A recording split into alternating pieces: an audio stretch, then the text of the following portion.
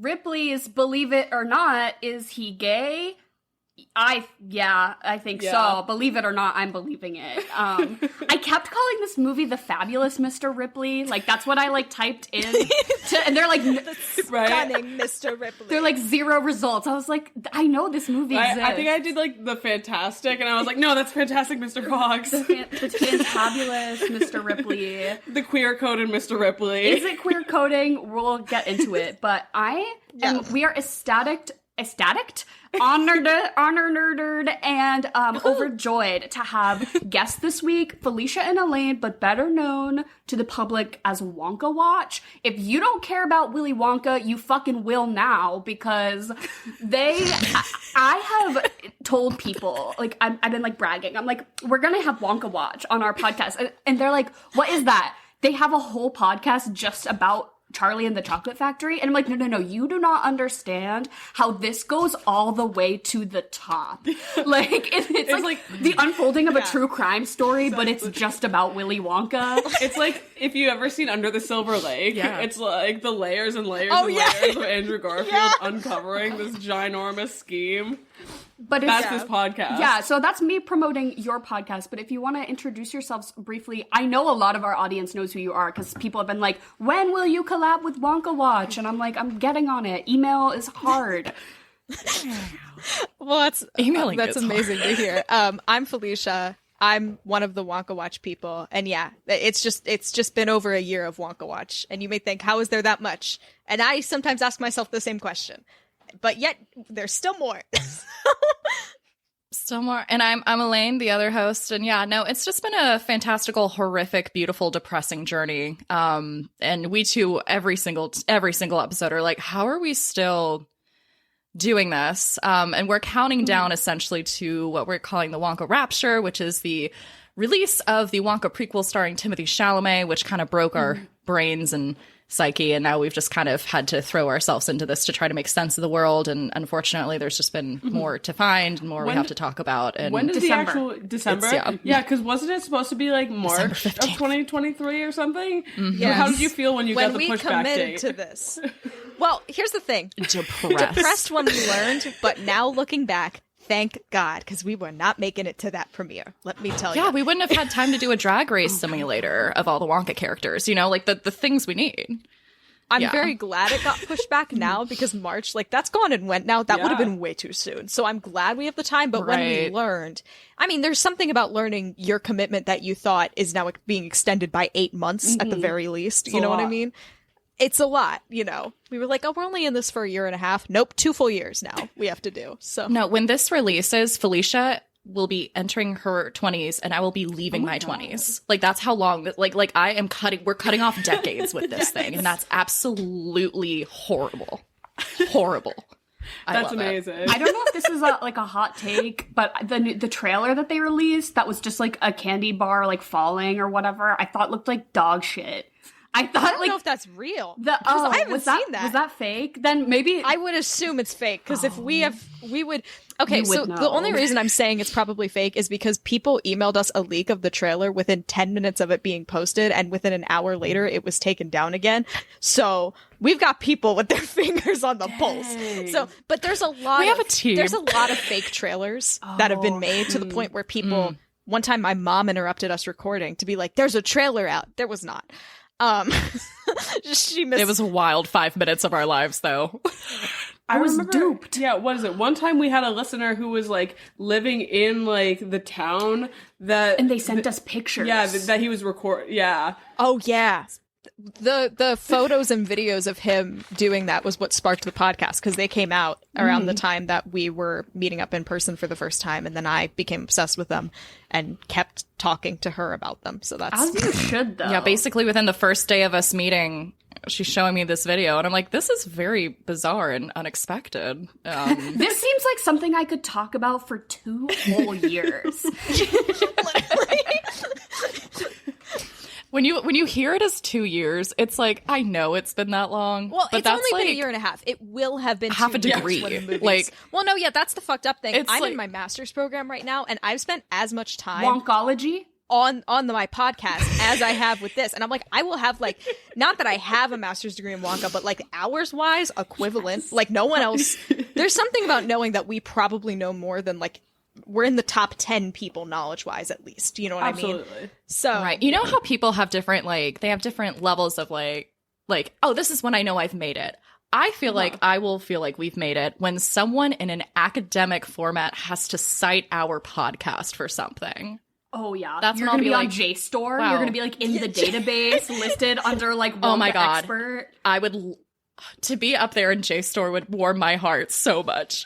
If when we get interviewed for a documentary, I'm free, I am ready. I am ready. I don't even care what they want me for. I'll do it. I'll say anything. But one of the reasons I'm so excited, though, is I feel like both of our podcasts are, like, chronically unserious. And so that's why I'm like, oh, I think the vibes are really going to match. And originally, y'all had requested that we do a James Bond movie, which was, like, somehow Wonka related. And then I was like, can we not? Yeah. Okay, so here's the thing.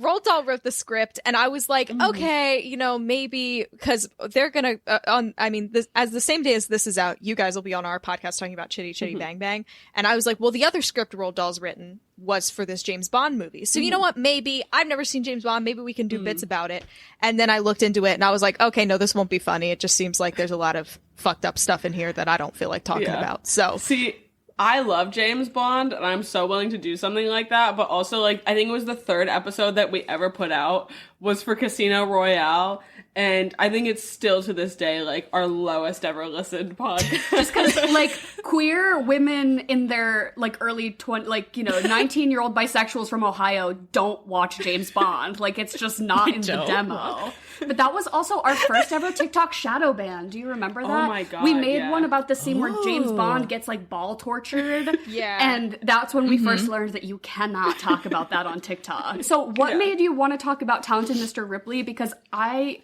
had never heard of this movie. I had seen it a little bit ago, and Elaine and I were talking back and forth, trying to come up with a movie to watch that was like a bit of an in-between between us. We were almost going to watch Meet Joe Black, but then we realized that movie's 3 hours long, so we said no. That shit is goofy. Yeah. It would have been great, but we were like, that's wild. Too much. That's too long to make other people That's a lot. do. That's a lot. But I brought up Talented Mr. Ripley, and Elaine really likes Jude Law, and that's how we got to here. That was it. So Elaine had never seen it before. I've read the book that it's based on, which is a Patricia Highsmith novel, which is... Patricia Highsmith? we can get into... Oh, this is perfect. Yeah, The Price of Salt, perfect. Carol. Oh my God. What? Yeah, happy Pride Month, by the way. So, perfect for Pride Month. Well, this is a perfect for our theme this month, because we're doing all movies that are written by, like, movies that are written by or based on a book written by, like, actual queer people. Well, there you go. Like that. So, oh my God. What a fun little coincidence. This is perfect. So yeah, the homoerotic undertones are highly intentional. And I'll be honest, the movie ran with it way more than the book did. Like, that doesn't shock me. Which is, you know, but yeah, no, it's interesting because I read the book and then I watched the movie and I was like, oh, that movie's pretty good. And then we were just trying to talk about movies that we could watch, and Elaine's like, I like Jude Law, so here we are. So perfect. Who doesn't like Jude Law in this movie specifically? But Emily is giving me cues that I forgot to tell people what podcast they're listening to. The name of this show is The Swamp. It's our podcast, and it's an acronym. Stands for some whack-ass movie podcasting. And if you haven't figured it out yet, we're talking about The Talented Mr. Ripley, 1999. Yes. Matt Damon, Jude Law, Gwyneth Paltrow, Philip Seymour Hoffman. Yeah, Philip Seymour Hoffman. PSH. It's jump scare Kate Blanchett. Yeah, really. Wild. She just shows up and she's like, I kind of look like Gwyneth Paltrow, but oh my God. do I? And aren't there names? I forgot her name because the names are like the same too, right? Like Marge and Meredith or something, right? Yeah, like they're way too much. Way too much. Her character is not even not even in the book. They invented her for this. Really? She was new, which she was a good addition. It's rare, but she was a really good addition to the movie because it kind of, in the book, basically the main difference is that, well, there's two main differences. Number one, in the book, there's a lot more tax fraud and way less jazz. And the second big difference is that Tom Ripley is completely unsympathetic. Everything is premeditated. He's just awful. Like, truly just, there are no sympathetic features about him. He doesn't have a redeeming gay romance. Nothing. I wanted him to be worse. I wish he was worse. Because there were moments when I'm like, is this emotion real, or is this like, are you that big of a schemer that you like planned this and that you're faking it too? But a lot of it seemed kind of like, oh, but I'm like, if he was like, I planned this from the beginning and this was my plan all along, I think I would have liked the movie more, because I'm like, you're just rolling with the punches. But basically the plot, yeah, I was right there with the 90-second plot summary of this movie is that basically it's Catch Me If You Can if it was less cunty. It's I was just about to say Leonardo DiCaprio. It's Matt Damon, and They're two different versions he of each takes other. somebody's identity, goes to Europe to try to find Jude Law for some money. He ends up staying. They do jazz. They have gay tension. Is it homoerotic? Yes. Is it actually gay? Well, who's to say? And then he kills him and tries to take his identity, and then he kills Philip Seymour Hoffman, and then he just keeps killing people, and it gets more gay the more he kills. And then he's like, wait, maybe identity theft is tricky, and you get tied up in the law in Italy? Are they in Italy? Yeah, they're in Italy. Yeah. What are they in Italy? That's like a whole character of the movie. Is how much they are in Italy. And then the movie ends with him killing what His lover. His could have been gay lover. And will he continue to steal identities? Probably. I think that there are sequel books, right? There's like 4 of them. Yeah. So this one, like, it doesn't really follow in, like, the actual sequel, like, the actual plot of the books, really. Like, there are other movies that follow it more directly. I think one of them, Tom Ripley, is played by John Malkovich in a sequel, so that's interesting. I haven't seen it. And I'm very excited. They're supposedly coming out this year. We'll see if it actually happens. They're supposed to have a reboot of like a miniseries of this book specifically with Andrew Scott as Tom Ripley, and I'm going to be in the theaters, or I'm going to be watching that as soon as it comes out. I'm so excited. And he's going to make it worse. Goodness. He's going to do the thing that I wish Matt Damon did. Fucking love him. Yeah. And I don't know if this is a hot take. Matt Damon can't act. Jude Law can't act, but is so hot that I don't care. Matt Damon is, he's made for the Bourne Identity. He's made to just play a nothing character for movies that my dad really likes. And that's fine. That's his lane, and he can stay in it. But I don't want any part of it. And in this... I thought he was kind of good in this, but I don't know. I think if I was able to ignore the Matt Damon of it all, I could enjoy it. I think I was. It's kind of like you were saying, like Born Identity. I think it was just so jarring that I was like, "Oh, this is an interesting role for you to be kind of doing." Which, like, arguably, I'm not like I don't know the entire Matt Damon canon. I just know he pops up in Interstellar. But like I think I was kind of like you said. Obviously, Jude Law. I'm all about the butt, and I got a Jude Law butt in this movie. And that made everything perfect. We got a Jude Law Matt flaccid Damon penis. We saw penis. So good. I was shook to my core. We saw penis. Did you catch it? Jude Law No, I didn't penis. catch it.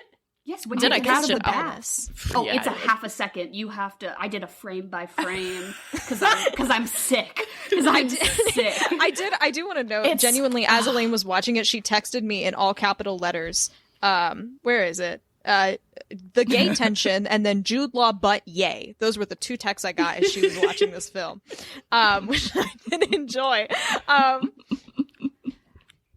That bath scene was insane. That is the moment it tipped for me when I was like, are you being, because there were times when he was like being flirtatious towards Jude Law, and I'm like, are you trying to make him uncomfortable on purpose so that you can, shift the narrative towards whatever your ultimate goal is, which is, was it to kill him and take his identity, or was it just to swindle his way into this like upper echelon lifestyle? Right. Like that wasn't really made super clear. But in the bath scene, I'm like, oh, are you like for real? Like Fruity getting into the, because obviously how can you not be attracted to Jude Law? Yeah, no matter what your sexuality is, like Impossible. And they say about his character, like he's such a magnetic guy, you want his attention. So it seemed kind of like, well, it could potentially not be gay and just like, he's such a, a guy that everyone wants to be around kind of energy. Because you see that also between Jude Law and Philip Seymour Hoffman, where it's like, they are such close bros, but it is a little gay. Like, they're like pressing their cheeks together, listening to jazz. And I'm like, how can that not be sexual? Yeah. But well, jazz is gay to begin with.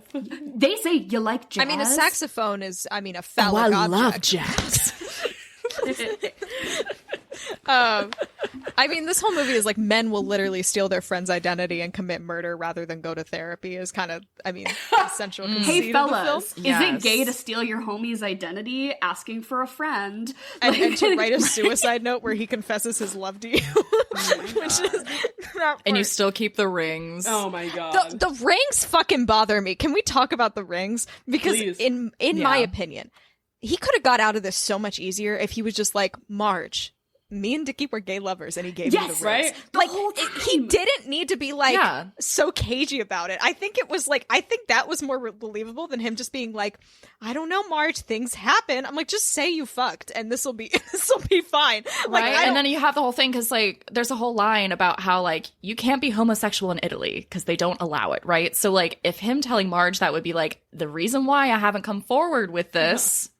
Is because more bad would happen, and then she would. And be also, bad. like, but no, instead he's like, "Let me hold a razor blade and menacingly walk towards you with the creepiest face, trying to confess my love to you." I love you, Marge, and I want you to keep that in your pocket and keep it for a rainy day. Shut the fuck up. And it's also like he's so like Dickie was notably like so unreliable. He definitely was taking those rings off regardless. Like I don't like, and I'm not trying to blame Marge, but I'm like, girl, this is not the hill to die on. There's other evidence that we can pull out. Gaslight, gatekeep, Gwyneth Paltrow is the plot of this movie. But I kept forgetting that this movie takes place in like the 50s. Because when he was like, people aren't gay in Italy, I was like, what are you talking about? And I'm like, oh, it's the past. I kept forgetting that it's the like, past. What do you mean? People aren't gay in Italy. Right. I think it's like so bold. Like quickly going back to that bathtub scene, I think it's really bold that your first big move, you want to like flirt with somebody, really is like, can I get in this bath? Right. I'm like, how is that your first move? Like, can I get in this bath? And he's like, there's this really intense pause where I was like, oh no. And he goes, well, I mean, not with you in it. JK, And then, I didn't mean it in a gay way. Yeah, and You're then crazy. Jude Law, aka Dickie is just like, no. And I was like, you know what? Dickie, that is a fair reaction because that's a wild. Is it wild though that you are playing chess while you're in the tub? Yeah, I was gonna say, are you playing chess by yourself? You kind of set him up for that. Yeah, like what did you think would happen? And then Jude Law's like, no, you can't. But then he just stands up, and that's when we get butt and flaccid penis, and the world was right again. Like 8 mirrors. Yeah, right. Through like 15 So fucking many. mirrors. Like he's in the Victoria's Secret dressing room. Yeah. But the cameraman, like the cinematographer was like, we are gonna get this butt angle no matter what happens. So They really went hard on the mirror imagery in this movie. There's so many did. mirrors. There's one scene where I swear to God, Tom Ripley was in like 18 mirrors at once, and they kept closing doors, and there was another fucking mirror, and I was like, we can cool it. We get what you're trying to do here. Calm down. Like, Also, the editing choices at the very beginning of the movie, I was like, am I gonna have a stroke? It's like bars of like semi-opaque color coming down to introduce the credits, but then also like jazz in time with like PowerPoint transitions, and I was like, what is going on? But then they stopped it. It was mostly just the intro credits, but there was times when I'm like, the editing choices of this movie are so like jarringly like not consistent, and then randomly it looks like the editing you would use in like a sex ed video. Like that's, you know what I mean? Like the unsettling like, VHS pornography. hey kid, how do we feel? it's me, Tammy the tampon, here to tell you about what happens when you become a woman. PowerPoint slide transition, flashing, Jude Law. You might feel a little tingling, and here's why. Does anybody feel anything looking at this butt? I know I do. What do you think he smells like? That's all I thought this whole movie is Jude Law. I'm like looking at him, I'm like, oh, I bet he smells like fancy Like a lemon sunscreen. poppy seed Yeah, like muffin and a cedarwood. sea breeze. Yeah, like cedarwood is the same as cedarwood. I bet he gives good hugs. He always looks like a little bit sweaty, but like in a hot way. I just want to touch his hair. I was gonna say this is related to one of my favorite scenes in the movie is I'm after sweating right now. I will be honest, I wasn't as affected by Jude Law as profoundly as I think everyone else was. I was on the Cate Blanchett train. See, I was I'm like, losing my mind. I'm in that. so gay, but like even he got me. I think I'd seen it before, so I was emotionally prepared. You know, He just has such a good butt. Like, not to keep focusing on this, but like he genuinely has one of the best butts. I don't know. I don't like. It weirded me out how untanned his butt was, while the rest of his body was tanned. Like, it looked like it's like he a went through the highlight. roaster and then jumped out for a little minute and then went back in, and his butt looked pallid and like a corpse. But it's like he's been getting so much sun. Yeah, in those he's out tiny there. little briefs. He's out there in the sunshine, just like I'm like 50% like I want him, 50% I want to be him. which is the plot of this film. Literally, I wrote that down in my notes. I was like, "This is I want the do I want him or do I want to be him?" The movie. I'm having gender envy for like one of the first times. The one scene of Dickie that does kill me is when after his the girl who he was having an affair with kills herself, which that's a whole plot point because she's pregnant, and then Which also, did Womp she kill womp. herself or did Matt Damon kill her? I don't think Matt Damon killed her. See, this was something I don't see, and I think we had talked about like wanting the movie to go like a little further with that character. I wanted a flashback I wanted the movie to end, and then we had a flashback going through all these different things, showing us all the things that Tom Ripley did, such as pushing her off the cliff and like all these other little things, you know, like I think that would have really like put a nice bow on this, but like he didn't I think it just goes to show that we have a weird thing that like if you love Dickie, you're gonna die because you're so distraught when he doesn't like you. And I'm like, that's The thing about it though is after Dickie learns rough. the news, he sits in a window and depressively plays the saxophone for a few minutes, and that was potentially my favorite part of the film. Just sadly playing saxophone and be like, she killed herself, Tom. And you're like, whoa. It's like, this is a lot. The baby was mine. Careless whisper. Just, Literally. the head was bomb. What was his name? Tom Ripley. That's his name. Like the head was bomb. It's so sad she had to go. But yeah, I wish that there had been a little bit more like us getting clued into the scheming, if there was any, because when he introduces himself initially, he's like, one thing you need to know about me is that I'm a liar and a fraud, and I'm great at impressions and forgery. And that's my whole deal. And then he proceeds to what we would assume is do that. You know, we see the forging of the handwriting, and we can maybe tell that there's some lying, some plotting, some scheming, some identity theft. But I wish all of it had seemed more premeditated, because that character introduction was so like, I'm the craziest man alive. Everybody hates me. And then he's just fucking crying in the middle of the ocean because he accidentally hit his friend with an oar. Like, it's like... Oh my he's like, God. you think I'm boring? He's like, I'm boring? And also, he's like such a fucking dweeb because like in the big fight with Marge, he's like, Marge, I'm wet. Marge, I've lost my towel. You wouldn't hurt a little guy. And I'm like, oh my God, stop. Also, this is wild. a complete side note. In Tom Ripley's house at the end of the movie, there's a piece of scaffolding that has a tiny car on top of it. And that has stuck with me. Because was that there? Did he put that in?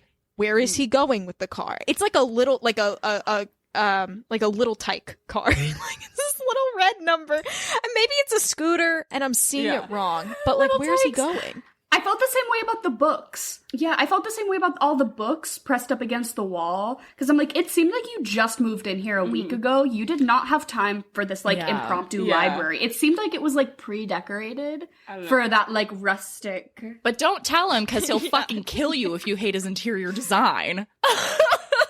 Dude, all he knows how to do is bludgeon people to death, too, for real. Like, I saw him do, what is it, with the buff, like, for Philip Seymour Bust. Hoffman. The bust. Like, come on. Yeah. We're still thinking about Jude Law, sorry. Like, pick something more original now. You're getting repetitive. I Get a little know. more creative with your killing. I thought it was creative, being like, my friend is so drunk. Because I'm like, I'd believe that. He's like, my dead friend is, you know how it is when you're out with the boys. You know, when you're just out And with he the does an boys. impression of him too in that moment. And the impressions Yeah. are always weird in this movie because it's like they like obviously recorded other people doing the voices and laid it over top, but like maybe there's a little bit of Matt Damon in there. I can't tell. Right. Like There's one scene where he does impressions of Marge and Dickie in the mirror at himself, and it made me want to shrivel up in my skin. I hated it. See, same. That's when I first got my first, the thing that did it for me was he started singing this little song at one point in the movie, and I really wanted to know if Matt Damon was actually singing. Oh, My Funny Valentine.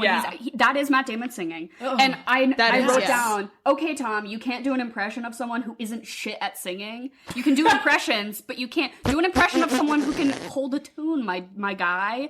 I was unimpressed by Matt Damon, but by the singing. I was like, okay. I did briefly look up. I did briefly look up like fun facts about this movie, and the only one that was worth reading, and I don't know if this is true, is apparently after viewing this film, Tommy Wiseau was so emotionally moved that he vowed to make a film just as, if not more compelling, which ended up being The Room. Which I would say success. I mean, it is kind of compelling in the same degree. But wow. You know, inspiration comes in all forms, I guess. It really does. Wow. Can any of you do any impressions? Does anyone have like a good party trick? Oh God. You can do Hugh Grant. Give it to me. Oh no, Hugh Grant. That's all I do. That's the whole bit. We've gotten a lot of mileage we go on for out like of 10 mid-tier minutes. Hugh Grant impression. A lot of mileage out of a mid-tier Hugh Grant. I'm going to be honest. I feel for some reason had imagined at the end of this movie they had sex. Like I thought there was a sex scene at the end of this movie. Turns out I was thinking of Maurice, and I had just inserted a scene from Maurice at the end of this movie. So that was a good bit of knowledge, and I was like, I thought they were shirtless, which is a weird critique of the ending scene. Well, so it's almost like the Bechdel test, right? But I've created what is definitely probably not very original, but it's the Ripley scale. And it's on a scale of homoeroticism. Is it queer baiting, or are they really gay, or is it like is it a ruse kind of thing? And so it ends with if it tips over the scale if it is canonically gay. So that's when it tips the scale. But it starts with like the lowest level is like an interaction between two characters, I think, that then like people on fan fiction will like hyper analyze this one exchange of dialogue between two characters to make it gay, even though it absolutely was not in the grand scheme of anything, on Stranger Things when these two characters made side-eye contact and now there's an entire, fan fiction category about those two characters. Like, that is the lowest level. And then you get up to, like, sort of the classic queer baiting, like, they're flirting maybe, and you could maybe interpret it as that, but we are never going to touch the actual gayness with a 10-foot pole in this piece of media kind of thing. And then we get to like what this movie is doing, where it's like implying that he's maybe gay, but also maybe doing it for fraud, but also like seems to have feelings for multiple men throughout the movie. And it's gay tension, very homoerotic, but again, there's no touching, there's no kissing, there's no sex. I mean, if he didn't have the relationship with Peter, I think it would be a lot more up in the air. Yeah. But that part of the movie, which is completely added for the movie, that's not in the book, Peter's just some guy he meets for like 8 minutes in the book. And they were like, he needs a whole character. We need a whole arc. He needs to die. Yeah. And then he gets the whole fucking... He's sweet and nice. Kill him. There's a fucking segment in it, though, where Tom Ripley is, like, monologuing about how sad his life is while playing the piano, and then is like, but I want to let you in. And then goes back to monologuing all sadly playing the piano. But I'm in the basement. The closet. I mean, the basement. I'm in the basement, and I need to be let out. Like, I'm like, okay. That I felt like is what he hands him the key. Kind of tipped, the gay skill for me, because it was always like, can I get in the bath with you? Wink, wink. No, JK. But I'm like, this feels. I thought they were gonna run away together, and I wanted that plot twist at the end to be that the two of them had concocted this whole thing together. Oh, that would have been so much better. I mean, it would have been kind of like dinky, like run off into the sunset ending. But I'm like, that's what I want. I want him to have his like gay little like we swindled our way into being rich, and now we're gay. I just wish the last 15 minutes of this were the Handmaiden. That's what I literally. Wait, no, the way I was just about to, in my brain, I'm like, maybe that should be the follow up. Mm-hmm. Yeah, but instead of anyone dying, it's just them fucking. Yeah. I think I just got confused with the Handmaiden, because they're also on a boat at the end of the Handmaiden, right? Also, But there's like a weird flashback he has about Jude Law, and we just get to see another Jude Law butt for a moment, and then we go back, and it's just like perfect. Just for the audience. It's like the Chex Mix of hot people. It'll be great. Like let's get that in there. Yeah. They were gay. Yeah, they exploit each other's bodies. He like doesn't interact. Any woman he interacts with, Tom Ripley, in any kind of like relationship, he does not act the same way he does with Peter and like Dickie. I feel like, especially like I really think you kind of see it more with Peter. Weirdly enough, even though he's like obsessed with Dickie, like. Something about Peter, he's like, wait, this could be a healthy love is kind of what I was taking for a bit. But then obviously he murders him, doesn't keep up that healthiness. But no, that's when I was like, oh, wow, you really like Peter. You did a double take. You went, oh, hi, well, hello, Peter. Fancy seeing you here at the opera. Come on a cruise with me. I'm going to go watch and see the children's choir you direct. And that's a certain level of love. To sit through a children's choir... That's a new go level. To Athens on a boat together as friends, as bros. Bro time. It's not gay. It's those just sweaters Peter was wearing, please. And the way he was like, no, you can't be gay in Italy. I know, I checked. Yeah. I'm all read up on gay Italian law. Right. He's just really, ready for it. I also do love how Dickie's dad is like, oh no, my son was fully capable of murder. Like, that was dad wild. Does not give a shit about him. Like, Tom Ripley only got away with like great luck followed by the worst luck possible. Like, it's truly, this movie that's why it's not super satisfying sometimes, because like if it was premeditated, it would almost feel better versus like he basically just gets away with it on luck 90% of the time. But also like rich people are awful, and that's like the takeaway, I think, which is almost better, because it's like, yeah, of course he's gonna pay this private detective to throw the license plates into the river because he can afford to do that. Rich people don't, what is it, like, I was just about to say repent, but what's the, like, when you actually like serve time, when you consequences. Rich people don't have consequences for their actions. That's what I'm trying to say. Yeah, of course. He's like, yeah, we're rich. We can do whatever we want. We can, shape the narrative of this crime to basically say whatever we want. Do you want my son's fortune? And I almost felt like the detective was like trying to bait him into like agreeing with the dad, like, oh, like he's gonna give you the fortune as long as we do this one thing. And then the minute Tom Ripley's like, hell yeah, let's dump these plates, he was gonna be like, you're locked up, we book them, boys, we got him. But that's also what I thought was gonna happen. But it's like, no, rich people just are bad and can play with the law because of money. He has a weird little smile in that scene too. He's trying not to smile. You can tell he's just like, He looks like a little llama that just found some new grass to eat, and it's like, act cool, but I am a llama. It was just I don't know if you've interacted with a llama before, but he was serving llama energy in that moment. I also think in the book, them buying a fridge was a much bigger subplot. I swear to God, he's like, that I took like 3 chapters. Fridge. Yeah, he's like, this is the sexiest fucking fridge I've ever seen in my life. And Tom Ripley's like, I'm a fridge. Now remember who got you that fridge, where do you want to put Dickie? your meat in the fridge so it doesn't rot? I'm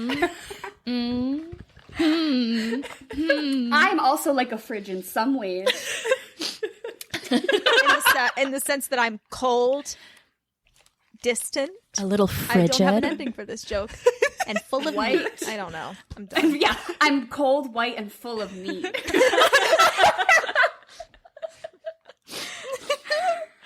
I also, the only other big note I had was I wrote that wild that this movie is somehow both a murder mystery thriller and also an extremely realistic portrayal of homoerotic female friendships in college. I don't know. It's somehow both at the same time. It's like gay panic. Wait, oh my God, I'm not gay. I'm gonna just kill. I'm just gonna kill him. But they're like, you can wear my think clothes. about my feelings. When you just have to destroy the friendship, like, as Yeah, fast you're as just like, you possible in the can't- most volatile way because, like, you stepped over the line just a little bit. You got in the you just bath have with to her, playing chess. It was too Yeah, much. she caught you staring at her ass as she was changing in the mirror. Oh my God. Wait, actually, it makes so much sense that this book was written by a lesbian now. Right? There's something. The whole scene where they're like, we'll just swap clothes. It's like, you know what I mean? That was It's like wild. that type of. Yeah. Yeah. What if we were just each other? What if we just pretended to be each other?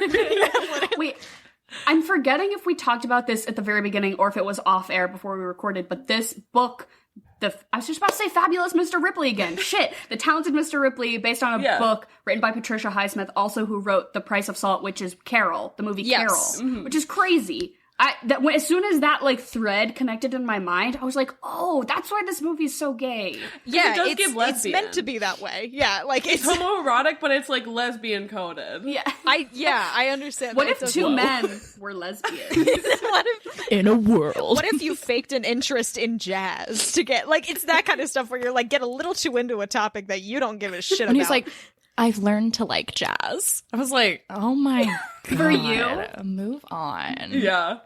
No, that's so like pining lesbian who's like, I have the biggest crush on you, like I'm gonna change my entire personality. And also the whole like where it's like, well, I don't want to go on the trip with you, but it'd be cool if you'd like if we could hang out after. It's like that whole there's so much about it. It's just like, oh my god. When Philip Seymour Hoffman gets involved and like Tom gets like Dickie's attention ripped away from him, like oh my god. And then Gwyneth Paltrow's like, he always does this. Like the women's she's like, oh, together. First time, yeah, you get used to and it. then they have sex on the boat, and then Philip Seymour Hoffman's like, how's the peeping, Tommy? And that's a good line. That was pretty. He just keeps also, saying like, it. Don't fuck in front of your friends if you don't want them to watch. Like hot tip. Yeah, close the door. Close the door. There had to have been a door. Or like keep it in your pants. Yeah, I would be like, they're like, we're gonna set it up worst. so you can only see our legs writhing and nothing else. Only legs. If I can't see a butt, I'm not in. You know, like. Yeah, really. If I'm not getting more full-on panoramic shots of Jude Law's ass, I don't cut the. It's not the calves I'm in. You know, that's not what I'm in here for. Not a foot girl. I'm a Jude Law butt girl. Can we talk about the fight scene though on their little dinghy boat? God. Yeah, when he bludgeons him. Yeah, when he bludgeons him, and like, what is it? Dickie's like choking him out, like covered in blood. Yeah, like, I have to assume that Tom was like a little turned on by that. Like, no, I don't have. I don't have a boner. I don't have a boner. You have a boner. I mean, that whole scene was. I feel like the writers trying to figure out how they were like, okay, so the thing we need to say in this team is we're gonna have Dickie say, Tom, are you a gay little freak? But not say that. We need to figure out how many words we can stretch out, are you a gay little freak into? Because that's, like, it really feels like if they just said that line, the scene would have been over in 20 seconds, but they really stretched it out. They were like, we need to get this gay accusation as deeply layered. It's like this whole movie was, like, both very gay, almost explicitly, but like trying so hard to be like where like one really homophobic guy won't notice. And I'm like, I think they're gonna notice. I think so that somebody's dad is like, hey, this movie's full of crime. And it's like guys being dudes. They're under the illusion that somehow they can make it work for both, and I don't think they can is the thing, because it's still, I'm like, I feel like you'd have to be really overlooking a lot to miss that. Well, you are gonna have that one homophobic guy out there who's like, yeah, there's nothing wrong with bros taking baths together. What are you talking about? It's fine. It's fine. What? Me and the boys. When you're on a fishing trip, you gotta conserve water. It's just how you gotta look at Jude Law's butt. It's a competition-based thing. It's not sexual. You gotta compare as a fellow man. Compare the tan lines. Do I need to go outside? It doesn't count if you do it on a boat. It doesn't exactly. count. Maritime law, totally different. Maritime law. Oh my gosh. Oh, the scene where like after like Dickie's dead though, and it just pans across like Tom with him like cuddling his body. Yeah, I'm like, blood. I'm like, it's a little bit. Yeah, when he hits him with the oar. Nothing happens for like 3 seconds, and then you just get a waterfall of blood. And I was like, they had one chance and one shot to make this work, and they're like, well, we did the scene. Everyone's covered in blood now, so we gotta use this one take. Yeah. And it was just like, I almost feel like it was like the thing that was supposed to explode, like took a little too long. But then they're like, no, it did add an extra tense. Like it really was such a like, like I think he already was having like a oh fuck moment after he did it. But then you start to see like, you know, Dickie isn't moving, and then all the blood, and then it's like, oh fuck. And I was like, it is, having it be.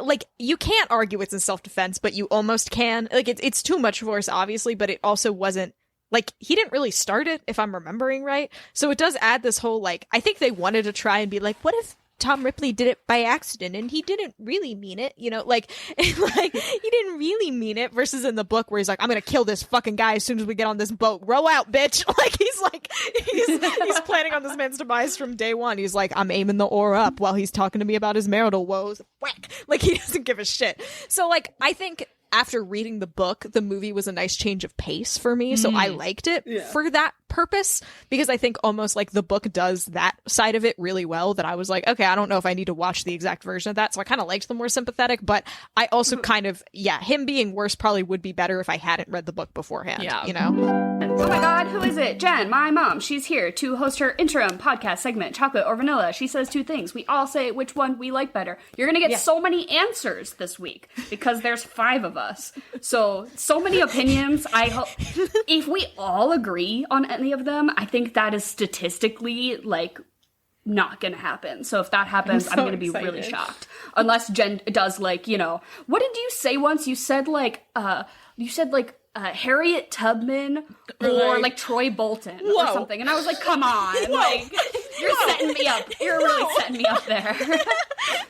But Jen, is there a theme this week? Yep. Dara hooked me up with a theme because we were at the movies this week, and she's like, you should do movie theater snacks. Because now every decision I make in real time is now just, I relate to this podcast. It's just decisions. I'm like, red slushy or blue slushy? That's a chocolate or vanilla question, baby. That's question number 4, Dara. Don't give me away. Don't give me away. Well, first, 2 quick questions. Thoughts on real food versus movie food? Like, have you ever been to a movie theater where they serve, like, non-traditional snacks? Yeah. And what do you think? Where you press a button on your seat and they bring you buffalo dip? Absolutely fucking not. If the person next to me is ordering nachos during the movie, I'm pissed at you. I don't want to hear you crunching. I don't want to smell the hot dog you just ordered while I'm trying to watch a movie. That I am against the service to the seat. Also, like, some poor teenager is like trying to shuffle through the aisles being like, did you order the quesadilla? Like, no, I'm sorry, I didn't. I'm trying to watch a movie. I don't know. I had some life-changing biscuits once at a movie tavern. I don't know what they put in those biscuits that day. I was like 8, but I have held them up as the pinnacle of like one of the top 5 things I've eaten for some fucking reason.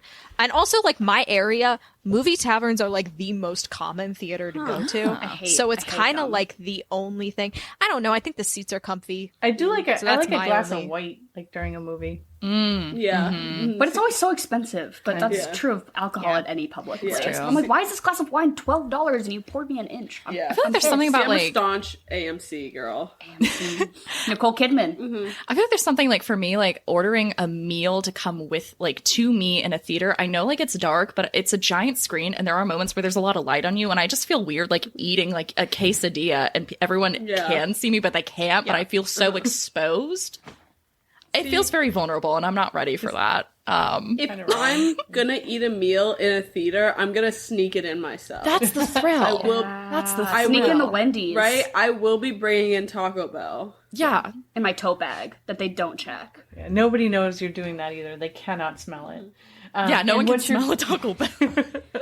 What's your go-to movie snack? What's your go-to movie snack of all time? Yeah. At my house, can I say wine? Yeah. White wine.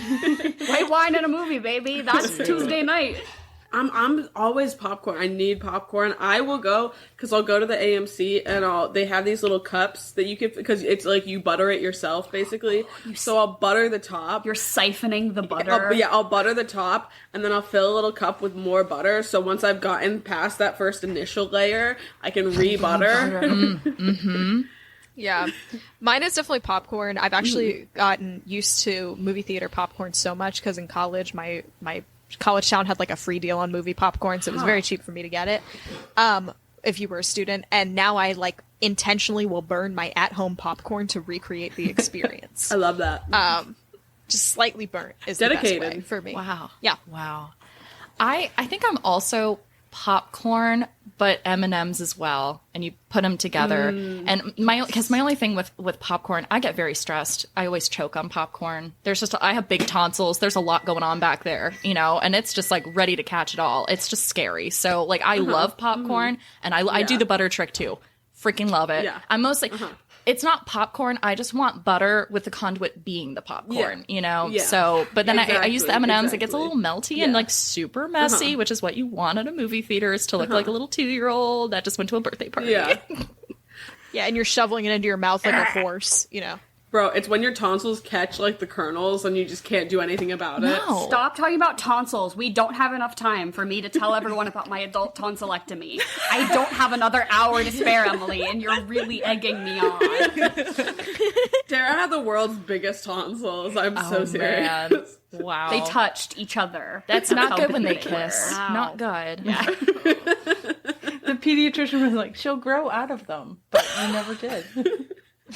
It's like when a dog has it's like when a dog has really big ears as a puppy, and it's like they're like, oh, he'll grow into them. She'll grow into her tonsils. That's wild. All right, chocolate or vanilla? Chocolate. Vanilla. Chocolate. Chocolate. And chocolate. Chocolate, vanilla, or strawberry? Chocolate. I'm gonna say strawberry today. It's feeling very summery.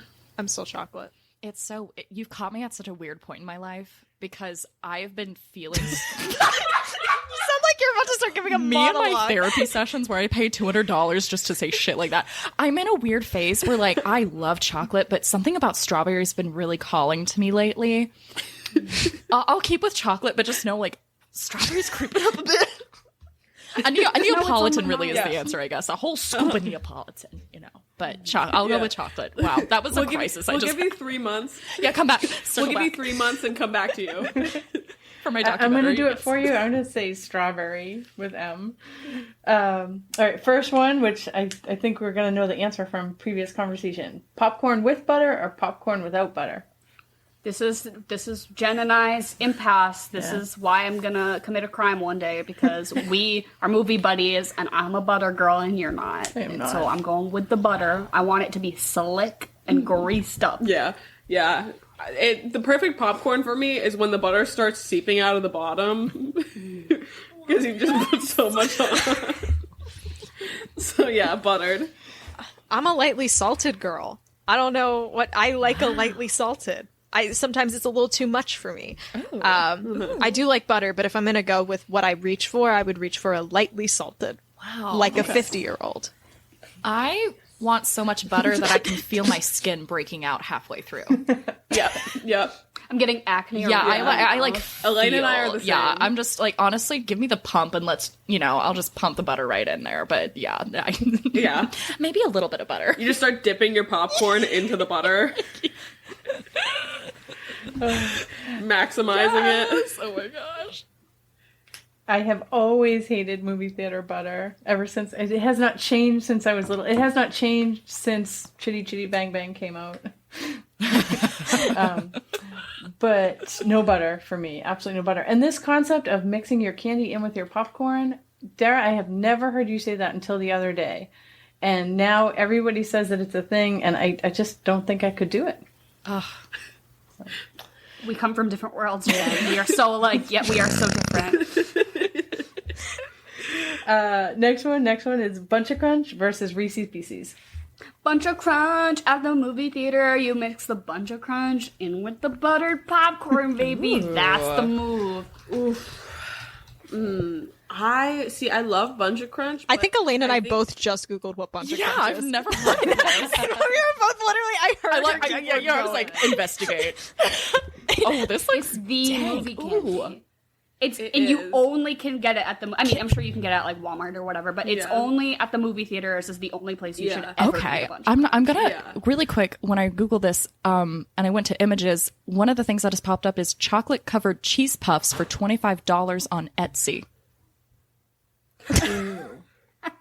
That's how the coronavirus started. somebody It began somebody everything. ate a. Okay. You can order Oh, food wow. Wow. Oh my god. It's tough because I do love. I think I'm gonna stay too true to myself and say Reese's Pieces, but I do love Bunch of Crunch. I think I'm gonna go with Bunch of Crunch, even though I've never had it. The rabbit poop intrigues me. I would like to have it, but put in a freezer first, because I feel like it would be better frozen. So that's going to be my like, answer. My pica is flaring up, and it's like, I want to eat gravel. That is, I'm going to have to try that. Yeah. Fish tank gravel. It's like how Nerds Clusters give me the fish tank gravel. Oh my gosh. Like, I feel like a frozen bunch of crunch. I'm having to like very physically easily. restrain myself from telling you about Nelda Nerd currently. Oh, you can believe in yourself. There's just a protagonist. There's just a mascot named Nelda Nerd. That's all. That's it. That's it. I just need to get that on my system. It's like if somebody mentions it, I can't like not be like, did you know? It's awful. I wish I could turn it off. I'm actually also going to say Bunch of Crunch because this looks like my shit. And Reese's Pieces really are very good. rich to me. Like, I can't. It's the way that I read like certain books. I have to take them slowly if they're really like beautiful prose and stuff. But I'm like, this isn't one I read really quickly. And like that's how I feel about a Reese's Pieces. It's a very slow process. And Reese's I Pieces eat like a is the fucking War and Peace of vacuum, candy so- to you? Yes, it is. Exactly. So Bunch of Crunch, here we That's go. kinda beautiful. I'm gonna have to get some Same. Bunch of I'm gonna Crunch go with now them. and circle back too. We'll figure out how I'm feeling about strawberry and Bunch of Crunch. Bunch of Crunch, yeah. Together. I'm going to go with a big handful of Bunch of Crunch, too. Next one, red slushy or blue slushy? Blue slushy, baby. I love red dye 40, but I'm a blue. It's not a real flavor. That's they made it from nothing, and I think that that's really cool. Yeah. I'm a blue girl. This is really tough. I think I'm gonna go red slushy though. Like something about like just a classic cherry flavor just really hits me right. Yeah, I'm blue slushy. I'm gonna go with that. Hardcore blue slushy. I'm going red. I'm going red with them. Next one is regular M&Ms, peanut M&Ms, or Skittles. Ooh, just regular. I don't like the peanut M&Ms. It's not for me. I'm just a regular M&M. No one can see this right now, but Elaine is spiraling. Yeah. Head in her hands, looking towards a god she doesn't know if it exists. This is so tough because like I usually want a chocolate and like a fruity snack at the movies, so I don't know. I like a bite-sized fruity one though, so I'm gonna say Skittles. I'm gonna go with peanut M&Ms, but I'm gonna give a shout out to mini M&Ms because you can take the tubes and then huff the chocolate smell from it for about a week afterwards, Yeah. and I think that's Yeah. a nice little treat. Mini M&Ms It's another are good texture. gorgeous. It's the good texture. It's the gravel. Yeah, it's the way that you just press them up against your mouth because they're Yeah, on and top also of your mouth. put them in the fridge, even better. I just want every candy in the fridge. comes in a tube. I just Ain't like that things. delightful? As you should. Yeah, I just like stuff in the. But I'm gonna go peanut M&Ms, but refrigerated. It is always refrigerated. So, like, here's my dilemma. There was nothing more scientifically beautiful than eating half of a peanut M&M and looking at the inside and going, wow, science did that. And it's like satisfying crunch. And there's something about, also, this is about to sound so wild. Go on this ride with me. Sucking on a peanut M&M is kind of fun. It's like, what is going on here? And like the other, but regular M&Ms, you can do that weird thing where you like pop them in and like sometimes it shoots to the back of your throat and you're like, oh my gosh, that was horrible. But like it's a nice thing. And What's the tonsils again? the tonsils Circling again. back to the big and tonsil. it's like if I were to mix it in with my popcorn, I would do the regular M&Ms, and I would usually gravitate to that. But like I kind of forget that I like peanut M&Ms are always something that someone has given to me or offered to me, and I forget I Yes. have the autonomy You never now get to them yourself. get them. Okay, It is interesting that you're referring to them like they're a medical marvel when they're literally just a peanut covered in chocolate. They're not. That's the beauty. That is the beauty. Human of beings did that. Human beings did that. I'm gonna go with. This is so crazy. I'm gonna say peanut M&Ms. Whoa. Look at you go. I'm learning so much about myself today. Thank you, Jen. You're really helping me peel back the layers of myself. I didn't know. You're welcome. That's what I do. Regular M&Ms for me. Next one, Twizzlers or gummy bears? Gummy bears. I don't really fuck with a Twizzler. Yeah. It tastes like chapstick to me. Yeah, Twizzlers don't do much for me. Oh, have you ever had a chocolate covered gummy bear? No. With the white gummy bears? Oh my God. Oh, they're so good. I don't want Oh, they're wonderful. But I'm gonna go gummy bears.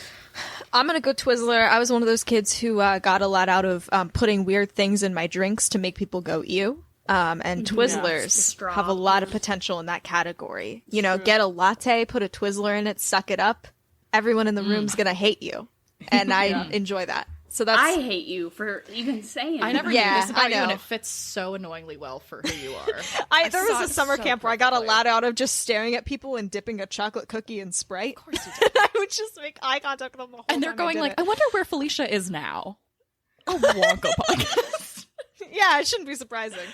But I'm gonna go with the Twizzler because I do like a Twizzler.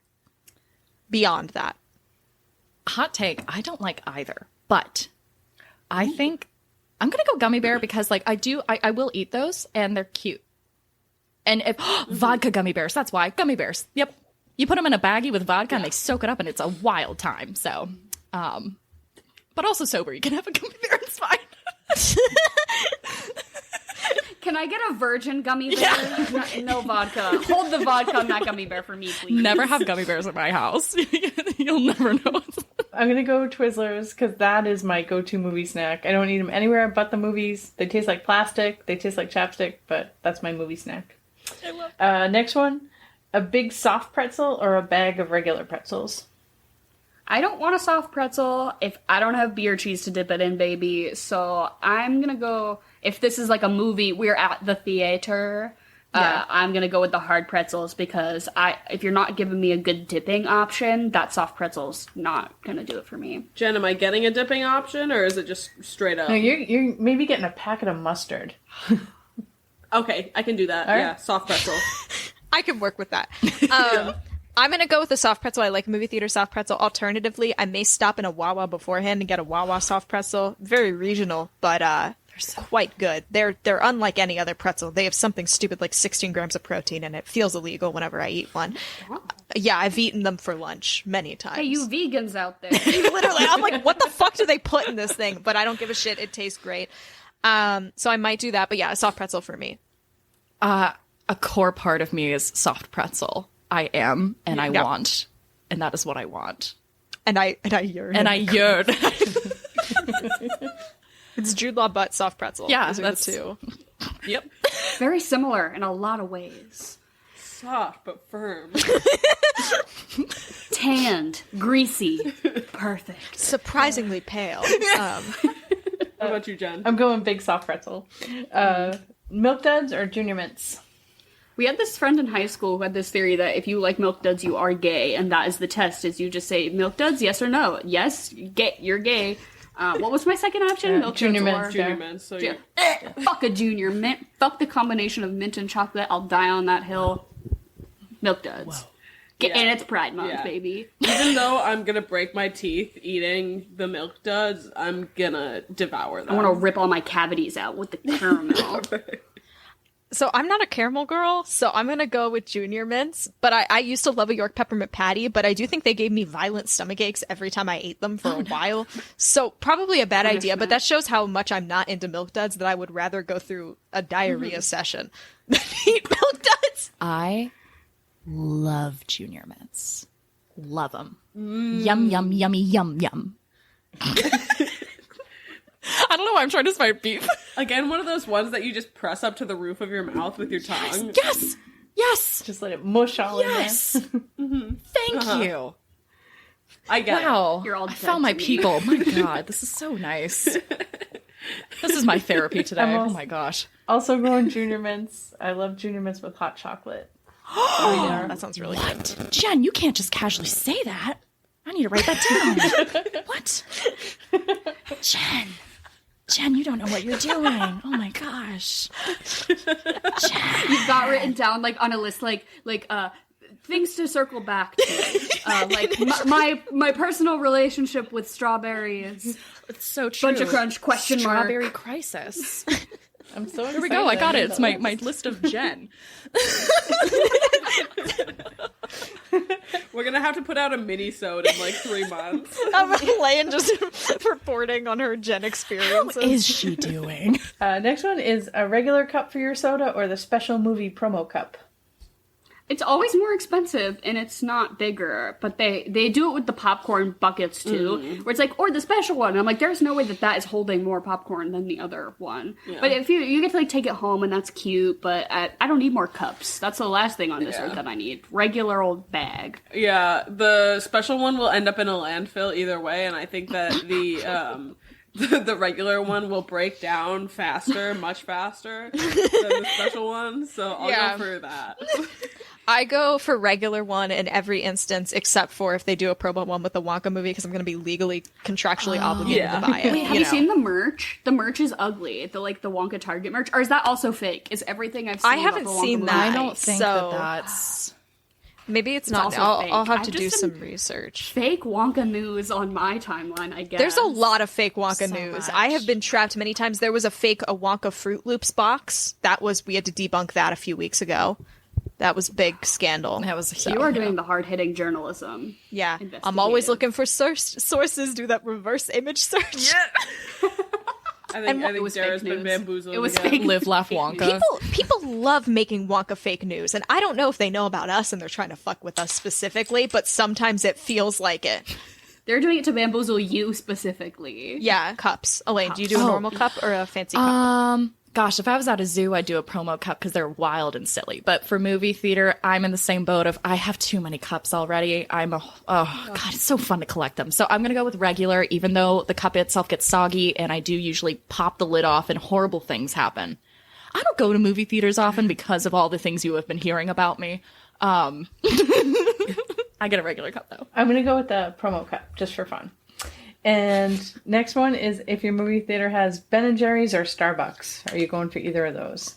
Yeah, I mean, neither, because I'm like a purist. You gotta do the movie shit when you're at the movies. But I used to be Ben & Jerry's milkshake girly at the theater, if you really are gonna get gluttonous with it. That sounds sexy. So I'll go with the B&J's. Because I also, if I'm drinking coffee in the theater, I'm gonna have to pee. And I don't ever want to leave the theater during a movie that I've obviously never seen for any reason. That's at least a 5-minute time slot that I'm missing. And the entire most critical part of the plot will be happening. Because you have no idea. Yeah.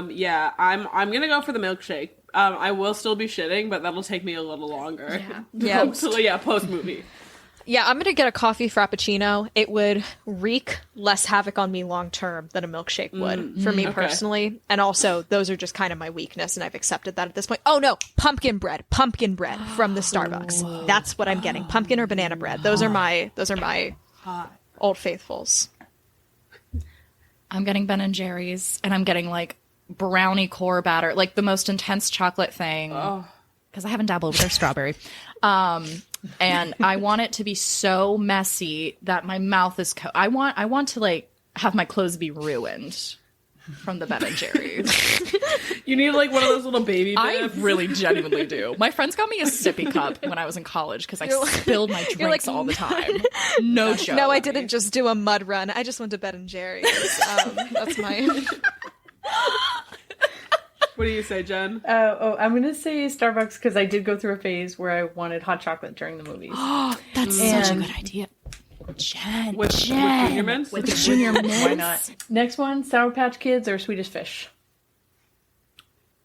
I want the Sour Patch Kids that are the watermelons specifically, but I don't believe that is the option at hand here. So the Swedish Fish that they have at the movie theaters are never just the red ones. It's the rainbow ones, and I don't want that. So I'll pick the Sour Patch Kids. They have all red. I think they have all red. I've never seen rainbow Swedish Fish.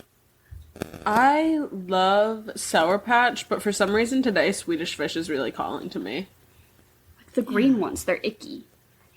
I'm gonna, if the watermelons don't count, then I'll go Swedish Fish. Sour Patch Kids, all the way. I'm gonna go Swedish Fish. Last one, and this is for you, my new Wonka friends. Wonka Bar, Nerds, or Gobstoppers? The Wonka Bar, I feel like, was sold exclusively at Toys R Us stores. That's the only place I ever remember seeing them growing up. Nerds are a Wonka candy. Yeah. I'm learning that today. Yes. I want the Nerds cluster, and then I'm not here for the hard candies that take a long time, so I'm gonna do the Nerds because it's survival of the fittest. Yeah. One of those candies has persevered. Yeah. Nerds. Yeah. Again, fish gravel. Yeah. No, I'm 100% on that nerds wave. Just like the little ones too, where you can take it like a shot. Yeah. I'm gonna go nerds because if they're selling Wonka bars in a movie theater, it's 99% of the time counterfeit because they don't make them right now. So if you see, and there's a big counterfeit Wonka bar scandal going on in the UK, it's happened like 4 times, so be careful. and we keep having to report on it, and we're like, how is this still happening? Anyway, Amazing. do I want to try Whipple Scrumptious Fudge Melt-A-Mite quite badly? Yes. However, of the existing Wonka candies, I'm going with nerds. I'm not down with an everlasting gobstopper. Specifically the strawberry ones. Those are what I want. Love that. This is interesting because in the setting of a movie theater, I almost might want to go gobstopper because it gives me something more to do. Nerds are a very quick interaction. Like I would normally tell you nerds. Yeah, and you're fucking disrupting everyone in the row. And it's like water falling like a down you. Morocco. I mean, which I guess at this point I have chocolate all over me. The butter has seeped in. Like, what's more to add to my own chocolate waterfall I've created? You have to throw out the clothes you're wearing. You're 2 more candies away from the creature from the Black Lagoon at this point. But I think I will shockingly go with gobstopper. I'm gonna take nerds, and that is it for movie theater snack, chocolate or vanilla. Wow. Thank you so much. Genuinely, Jen. I love thank you. Christmas. Thank you. You made me think about my life way more than I have. I Yeah. didn't realize how many, like... Elaine's got a lot to go over. I'm gonna have to, like, go take a walk really- or something after this. Like, decompress, call a friend. I don't even know. Like, I need a journal. I don't know. 5 things you can see, 4 things you can touch, 3 candies that you've never heard of, 2 decisions to make, 1 podcast. Yes. We're going through it. Jen, thank you so much, and we will see you next week. All right, I love you guys. Have an awesome day. Love you too. Bye. Thank you. To what degree do you feel like Tom was actually interested in like Dickie in like a lover's kind of scenario? I'm gonna say Or do you think it was it's a good 50-50, I think. I think he was to a certain degree, but I don't know. It definitely wasn't the same as with, like, Peter, where, like, I don't know if there really is any doubt on that one. Like, they're pretty explicit at the end, you know, when he's like, I love you. Like, I mean, it's pretty, they basically declare their love. But, I mean, definitely. But it's like cuddling with the pretense that I'm gonna choke you out. Yeah. So it was always like, oh, we're gonna be gay and affectionate, but like with the premeditated vibes. So it always has that argument that you could loop back to, like, no, he's not gay. He's just a serial killer. I think the only thing is for Peter, where he's like, oh, tell me good things about Tom Ripley, which I actually think the ending kind of works in that regard. Like, it's extremely depressing, and I always forget that's how they end it. I'm like, oh, Jesus, every time. But, like, to say all the stuff that Peter did, it implies that they've been doing, like, hanging out and been a thing for a while. And when he's like, I saw you kissing Kate Blanchett, and I'm upset. And he's like, no, I'm just kissing her, like, in a friend way, in a way that you do when you're, like, in the closet and you need a beard kind of way. And he was like, okay, I guess we can cuddle. Right. I'm doing my music theory. I'm doing my music sheets that's the size of my torso. Yeah. But I am going to let you hype me up before I kill you. Yeah. So just, tell me how great I am. Oh, are you getting choked up? Because you're about to. You know, it's just a lot. It's a woof. But no, I think he was interested in Dickie, but I don't know how much he knew he was. And then afterwards he was like, what if I made it so that he was in love with me in the suicide note? Which I still think is wild. It was bold. Right. Where he's like, he's understood me in a way that he was like, I'm gonna gay code my own the suicide note so hard. Which is the thing. It could have given him an out with Marge in the rings, and that's what bothered me this whole fucking movie. I'm like, stop with this. Especially with the Italian police and all that shit. Like, at a certain point, they're like, oh, he's gay. Whatever, it's fine. Well, we're dumping the case, you know? Yeah. They also, apparently the bust he used to kill Freddie Miles was like the bust of a gay Roman emperor. Of course. Well, they were all gay. Yeah, true. Yeah, fuck, marry, kill. I feel like it's Tom, Dickie, Gwyneth Paltrow are like Marge, the 3 most screen time, I guess. Yeah. And I feel like I have to marry Marge because she's just trying to write her book. And she's not I problematic. forgot about her book. I really thought that he was gonna, like, because she was like, Dickie, did you read my chapter that I sent you? And he was like, no. And I thought that Tom Ripley was gonna read the chapter and be like, I really liked your use of Pros. Yeah, or whatever. And she was gonna like, be sorry, like, can we just also mention when Tom's like, I've always loved you, Marge. What was that, girl? That was like the most desperate third act final. Yeah. Also, like it looks like he almost vomited on the floor, essentially. It's like that's a level of effectiveness. I think it would have been more effective literally if he was chasing her down and just like shit on the floor in that moment. I think that would have worked out better for him than being like, I love you, Marge, and you can keep that in your back pocket for later as a little treatsies. No. Stop. Just shit on the floor. This will be better for you. Yes, truly. Like, just go unhinged. Which it would is be why better. I'm obviously gonna fuck Jude Law and I'm gonna kill the shit out of Tom Ripley. Easily. Yes. I feel like I'm on board there with that. I did think about if all the characters in the movie, if I could pick, I would do fuck Kate Blanchett, marry Peter, and then kill Tom, I think. That would be my choice if I had to pick from anyone, It's like, I don't know, because part of me is like, I want to like marry Dickie just so we can have the good vibes, but it's definitely like an open relationship, you know what I mean? Yeah, it would definitely be. 100%, yeah. And like I get all of his money as well, so I think I'm gonna marry Dickie. He likes drummers. That's a good point. Yeah, he does like drummers, so I've got an in there. I'm gonna fuck Marge and I'm gonna kill Tom. What about you, Elaine? it's interesting. I think it's Jude Law. I'm doing something to Jude Law. I mean, you can pick Jude Law for all of them.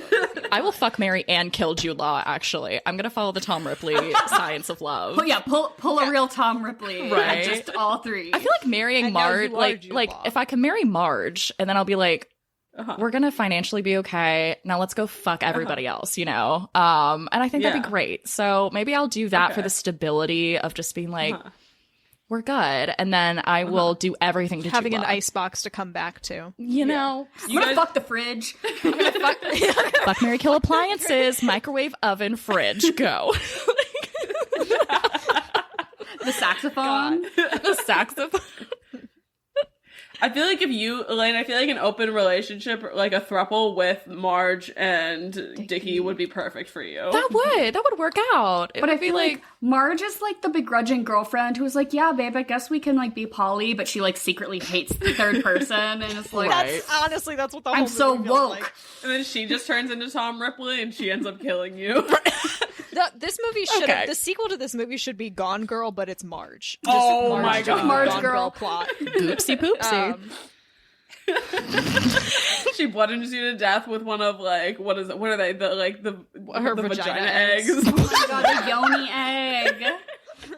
What a fucking way to She go. fucking throws a vagina candle across the room and knocks you Oh out. my god. She burns the house down with one. They vajazzle me at my like viewing. Like it's just fucking wild. Like Her defense is that she was on ayahuasca. She's like, sorry, I haven't had my bone broth. Mommy hasn't had her bone broth this morning. So I'm just feeling a little crazy. I have a vampire facial at 3:00 if you wouldn't mind if we could wrap this up soon. That'd be great. Thank you. I haven't sunned my yoni yet. She's a mug that's like, you're liable for murder if I have not yet sunned my yoni. I'm not myself until I've sunned my that was yoni. Thank you.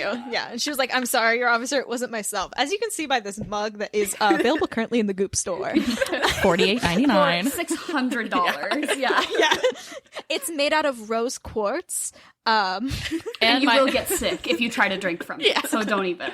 It's decor. It's viewing only. Yeah. Do not put it in the dishwasher. Cannot ship internationally. Don't ask why. But speaking of mugs, the weird transition. I'm trying to bridge the gap. What do you eat and drink with this movie? I didn't prepare an answer because I'm a bad person, but I feel like Italian?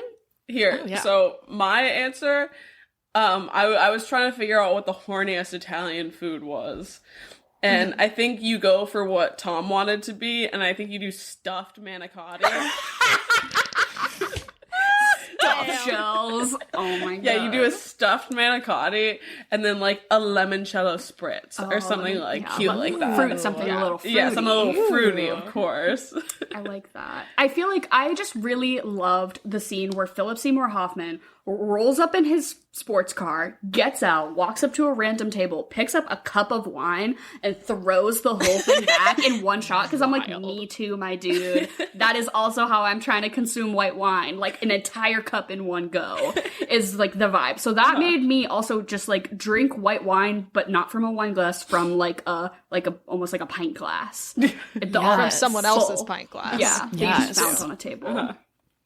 Yeah. I can do mine. I don't drink, so I'm gonna do a nice glass of water to represent the sea in which Dickie's Greenleaf body was left.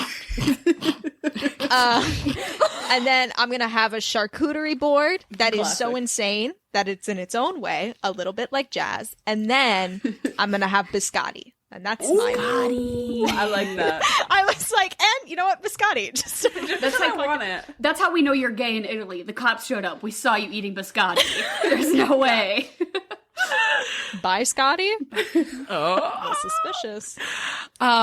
So I don't know if y'all have ever experienced the Outback Blueberry Lavender Lemonade. It's got vodka in it. It is genuinely the fucking best. It is delicious. That comes with Outback Steakhouse? Yeah, the very one. They have that sounds amazing. Here's the shocking thing. Outback has an amazing drink menu, and it's cheap, and it's good. I've been seeing people with the shark that's full of the grenadine. Oh, yeah. At that is that Outback? I think, right? I think it's been blowing up on TikTok. If not, the Pina Koala is Applebee's. there. The Pina Koala, you get a little koala stamp in your pina colada. They know what they're doing. The steaks at mine are always literally raw. Like, you can't order main food, but if you just get drinks and a bloomin' onion, like, you're set. So I thought that really embodied like the Outback Blueberry Lavender Lemonade. It was just that shit is awful. What, the bottom is just soggy. It's a soggy mess. So much worse. It's so much worse than onion rings. Well, the thing is you get drunk enough by the time you're done that you don't care. You're just You're like a soggy onion lump at the bottom of the bloomin' onion. Yeah, it's the lumpion, if you will. I mean, you're going to Outback, and the bread. We're here for the Outback bread, though. Let's give our roses where they are deserved. I was about to say something horrible. The lumpion can represent Dickie Greenleaf's bloated corpse in the body of water, which is one of the worst things I've said. So you are never allowed to open a restaurant. Because it's going to be horrifying.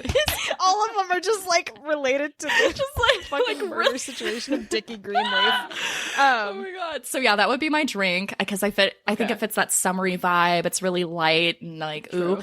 And then I went for, like, comfort food. Because I was like, you know, we have, like, there's a lot of stressful moments. Like, what would Peter be eating? And I think he'd be eating something humbling like mashed potatoes. Yeah. You know, and it's kind of the vibe of like you're in Italy and you're going to eat mashed potatoes, and it's like, yes. I'm eating my mashed potatoes with my Outback Blueberry Lavender Lemonade. Yeah. I love that. And the way that makes me feel are the same good vibes as hanging out with Dickie. Is like, you get all that attention. I'm just eating my mashed potatoes, having my moment. He's like mashed potatoes because they're delicious and I want to mash them. It's, you know, it's so cute. With your bloated body water or whatever you were saying, Felicia, over there. Okay. Yeah, I'm living in a whole other fucking universe. And then, what movie do you follow this up with? Carol's a good transition. What is another one where Gwyneth Paltrow just gets, like, decimated in 7. But yeah. I think ultimately, a really good, another sort of identity theft. Is it gay? Maybe, like, do I want her or do I want to be her vibes? So Ingrid Goes West is Aubrey Plaza and Elizabeth Olsen, is that her name? And it's like very much like female friendship. Like, do I want to fuck her? Do I want to be her? But you know, like Aubrey Plaza just being also a amazing. level of obsession. Yep. I went for another classic that's got really homoerotic subplot, but a little more family friendly. I think you do Ferris Bueller's Day Off because you can't. Listen, Ferris is just as magnetic as Dickie is. He's got his girly pop. He's got Cameron right next to him. Like, it's a little, it's more of a throuple that I can get behind. And it's got a happier ending. So I feel like you end your night with that. Do you want to go Sure. on? I am excited to present Victor Victoria as my double feature option because it is, first off, Julianne. I feel like after this, you're like, well, that was a sad gay movie. Let's do something that's a little happier in the vibe, but still like, ooh, we're impersonating people. So Victor Victoria, it's a woman impersonating a man impersonating a woman. What more could you ask? You know? And like, It's not like horrible, depressing things don't really happen. It has a nice little ending and it's very chaotic and silly. Yeah. I think if you want to keep going with the crime, The Handmaiden, which I didn't realize until we were talking about this, is extremely similar to this movie, actually, with a happy ending. If you want to keep it going with the jazz, you can watch Whiplash. If you want to keep it going with the crime again, I guess Dog Day Afternoon was my other one that I thought of. But then, if that was just a little bit too much for you, you can watch 9 to 5. There's no relation. I just think it would be a nice uplifting moment at the end of all this. That. I like a like no connection. Yeah, tone. I think it would be nice is the best follow-up movie. Like, I think it would be nice. Yeah, just a nice little. Just watch Dolly Parton to forget. Yeah, watch them trap and kidnap their boss. It's very soothing, you know. It's And out of 10, what would you guys rate this movie? I'm personally gonna give it a 5, dead in the middle. I enjoyed it. I don't know if I'd watch it again for like a while, but I found it. I thought it was beautiful. I thought cinematography wise, I loved being in Italy. And I mean, Jude Law. What else can I say? Yeah, I agree with you. I'm going to bump it up. I'm going to give it a 6 just because it did kind of keep me on my toes because I thought I knew what was going to happen a lot of the time, and then it totally subverted, like, what I'm like, oh, obviously this is going to be this, and then it wasn't. And I was like, oh, okay. Matt Damon, like, acting for once in your life. I just impersonally I just hate Good Will Hunting. I hate that shit so much. Oh, yeah, same. Every time I look at Matt Damon, I just, like, have, like, my muscles tense up. Like, I get a Charlie horse just, like, looking at him. I hate it. So that is also, I think, prohibited me from enjoying this movie to the full extent. So, yeah, I will give it a 6. Yeah. I gave it an 8.5, but I want to say for clarification, I watched this immediately after watching Chitty Chitty Bang Bang. Okay. I'm the only one here who has watched Chitty Chitty Bang Bang. And let me tell you, this movie was a gift after Chitty Chitty Bang Bang. I'm sorry. I was like, a plot? There's a plot and there's characters? Oh my god! So this was a gift for me. I don't know if it would have rated that highly otherwise, but I had a great time because this went by at a fucking breeze compared to the hell that was the 3 hours I spent before this watching Chitty Chitty Bang Bang. So, yeah. I also gave it a 5. Jude Law butt was so delightful. It really made my, I don't know if you can tell, it made me really happy. And then same, it was like, and not a diss, it was better than I thought it would be. Like, I did not know what I was getting into when I, like, you know, I didn't look up a description or anything. I just hit play, and then we started with that intro, like, weird editing, and I was like, oh, fuck. But then it got better. I was like, okay. And then I got the only reason I didn't really give it too much higher, again, I don't think I need to rewatch it, but I wish the woman had been like, I wanted Marge, and I guess that's her character in general, but if she just had a little bit more personality outside of I'm just Dickie's sad little side piece, I was like, I kind of want to punch you in the face, which is not nice, but it is how I feel. Like, slap some sense into you, girly. Like, let's have a moment where we can at least be like true anger and not just like she was right by the when Matt Damon is walking towards her. Sorry, Tom Ripley, not just Matt Damon. Walking towards her with the razor blade and his like robe. We're pretty sure he's about to kill her. He's confessing all his love instead of shitting on the floor, which is a way better method, obviously. But she's just like, I think you did it. And then she just like shivers against the door. I'm like, open the fucking door at least. Let's do something. We all panic, but like, girl, you are literally you were at the door. You were at the door. I mean, the real evidence we can see that Peter and Tom were probably involved is the fact that he walks in on that and is like, Tom, I'm on your side. Yeah, really. Gwen, you're being crazy right now. You gotta get out of here, girly. I know. Oh my god. He's like, oh, you were just clutching a razor in your pocket. Normal behavior. Yeah. Not even. And he's like, we need to get you a better razor, babe. It's like, no, that's not the solution for this like, scene. haha, yeah, totally. And the fact that Tom is like, you try talking to her. It's so What? I'm shocked. Like, we don't go back Am I into right? the bathroom to see the fucking chaos he created trying to find that razor blade. Which, first off, how did he lose it? So he was like, candles, oh no, no, what? A bar of soap, no. And I'm like, oh my god, this is not a Disney Channel sitcom moment where the yogurt machine broke and you're spilling all over. Like, it's like, guess. Anyway, so critique on killing methods is why it's getting a 5. But yeah.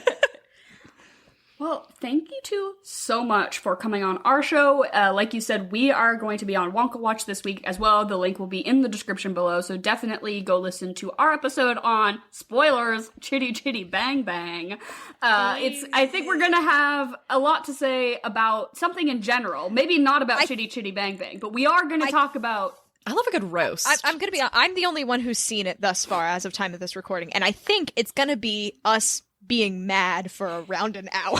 I love so rage. Fucking It pissed fuels watching me. this movie. I was so mad because we go through the movies chronologically, so I was having to take notes. And by the end of hour 2, I was like, I don't fucking care anymore. I guess the car's going somewhere else. I don't give a shit. I guess the car's in the my sky notes, again. I don't give a fuck. Yeah.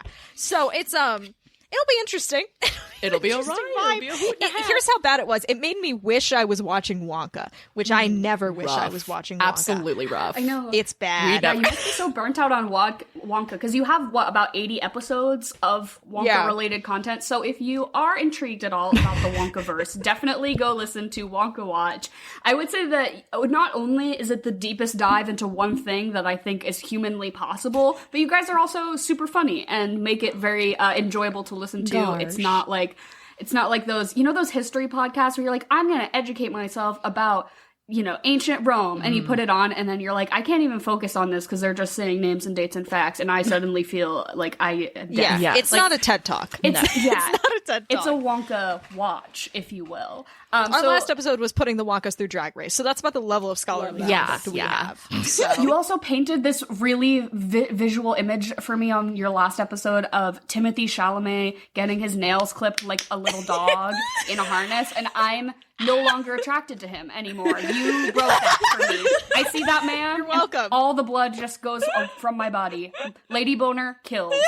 Spank Bank material, no longer. Timothy Chalamet is no longer hot to me, and you guys did that. So that's on you. You're welcome. It's interesting. We have to do a bit of separation of church and state, because, I'm not immune to some of the Timothy Chalamet charm, but now whenever I feel that, when I watch a movie of his, I feel like I'm not allowed because of what I do. It feels like coworker harassment. It's a church and state levels. He's your coworker. It feels like literally. Oh my God. But yeah, no, that is. Hey, I'm glad if we can provide that service for people. Yeah. If we can, I hate calling it a service. If you're feeling a little too horny about Timothy Chalamet, just give episode, 78 a listen. Yeah, there might be a small subset of people where that makes it worse for them. So you know what? Oh, yeah. Who's to say? Who's to say? But links to all of that are in the description below, as well as all of our socials, all of Wonka Watch socials. We love giving you links to click on, so please click on them, as well as, it's been a minute since I've asked people to give us stars. 5 of them, please. Anyone who doesn't give us 5 whole stars it's Pride Month. You're homophobic if you don't give us 5 stars on, what are the platforms? Apple Podcasts, Spotify. Do people listen to things on Google Play? I don't know. But if I get a report that it's 11 people listened to your podcast this past month on Google Play, and I'm like, who are you? Thanks, I guess, but who are you? And as always, send us your recommendations for movies, topics, chocolate or vanillas, just anything, themes, general thoughts, feelings. We love to hear it from you all. And once again, Wonka Watch, thank you so much for coming on the swamp. And we'll, in real time, talk to you tomorrow about Chitty Chitty Bang Bang. So click that link and go listen to that episode, because I'm sure it's certainly something. And we love you all, and goodbye and good night.